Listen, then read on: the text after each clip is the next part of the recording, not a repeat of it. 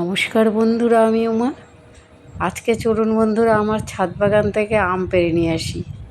দেখুন কত সুন্দর আমগুলো পেকে পেকে আছে ছাদ বাগানে।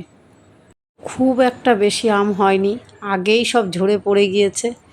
দুটা চারটা করে সব গাছের মধ্যে আছে এখন। এই রকম গাছ থেকে নিজের হাতে পাকা আম পাড়ার আনন্দটাই আপনাদের সাথে শেয়ার করছি। বাজার থেকে তো প্রচুর আম কিনে খাচ্ছি, কিন্তু নিজের ছাদ বাগান থেকে এই রকম আম পেড়ে খাওয়ার আনন্দটা তো বাজারের আমের মধ্যে নেই। আমগুলো পেকে সব পড়ে যাচ্ছিল, তাই আজকে সব পেড়ে ফেলেছি। আর অন্য গাছেরগুলো পাকেনি, তাই ওগুলো এখন ছেড়ে দিব। দেখুন আমি কয়েকটা আম পেড়ে ফেলেছি।